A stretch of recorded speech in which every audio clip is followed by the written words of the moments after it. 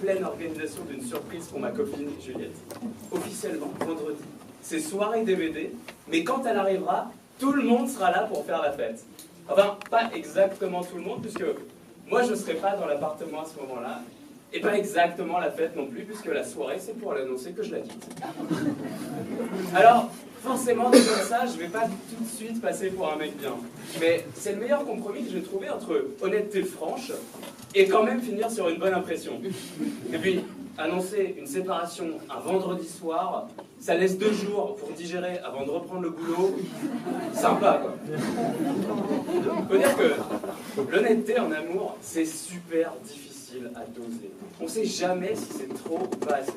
Par exemple, avec Marion, mon ex, un jour, j'ai voulu lui dire que ça allait trop vite entre nous, et je sais pas si c'est la péridurale ou quoi, mais impossible de se parler. Avec Juliette, on s'est rencontrés sur Internet, donc vous savez ce que c'est, au début, on couche ensemble sans être ensemble, et on sait jamais vraiment quand commence la relation. Et en fait, il y a 2 semaines, donc moi je croyais qu'on était dans cette phase-là, et il y a 2 semaines, elle m'offre une Smartbox pour fêter nos 6 mois. En plus, offrir une Smartbox escapade romantique dans une cabane, c'est comme offrir des menottes, quoi. Un cadeau, ça fait plaisir, ok. Mais quand t'es obligé de l'utiliser avec la personne qui manifestement est ta copine, c'est plus tellement un cadeau, quoi. J'aurais préféré une guitare. En même temps, cette histoire de couple, j'aurais dû m'en douter. Je la trouvais hyper rigide sur la fidélité. La fidélité. Ça, c'est un truc que j'ai du mal à comprendre. J'ai une carte de fidélité au Monop. Ça m'empêche pas d'aller faire mes courses ailleurs une fois de temps en temps. Surtout si c'est quelque chose que je trouve pas au Monop.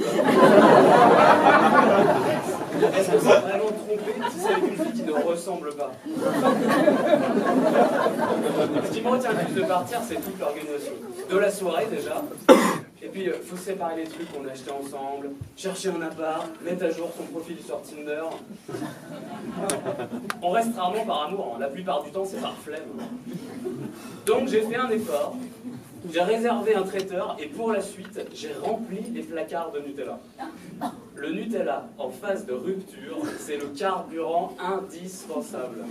Stratégiquement, en revanche, se goinfrer de sucre et d'huile de palme alors qu'il va falloir se remettre à séduire, c'est pas hyper malin, quoi. Mais je suis rassuré parce qu'elle sera entourée par ses copines célibataires, qui, elles, seront trop contentes de récupérer une des leurs.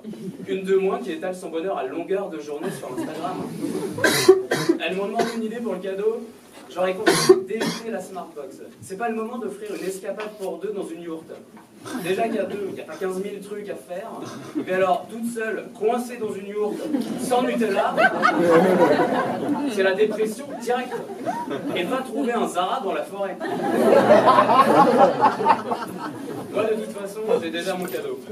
Je travaille chez L'Oréal, je lui laisse du maquillage invendu. En plus, normalement, c'est le genre de cadeau que tu fais à ta copine, donc quelque part, ça fera une sorte de clin d'œil.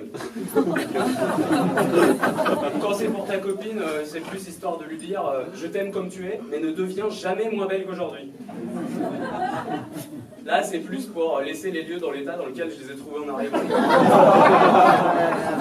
quand elle arrivera vendredi soir, surprise, avant même qu'elle ait le temps de voir que je suis pas là, lancement automatique du montage photo. Pour vendre un concept, il faut vendre la vie qui va avec. J'ai alterné nos pires souvenirs ensemble et des moments d'elle toute seule complètement heureuse. Si le montage est bien fait, elle devrait être dans les meilleures dispositions pour la lettre de rupture. Pour que ce soit un peu plus ludique, j'ai écrit des phrases de rupture dans un saladier pour qu'elle puisse elle-même l'assembler. C'est pas toi, c'est moi. Je préfère qu'on reste amis. J'ai couché avec ta sœur. Et pour le jeu, j'ai mélangé avec des paroles de Jean-Jacques Goldman. Je te perdrai peut-être là-bas, tout était dit. Elle a fait un bébé toute seule. Et si elle comprend toujours pas, lancement automatique, blind test de toutes les chansons de rupture depuis les années 80.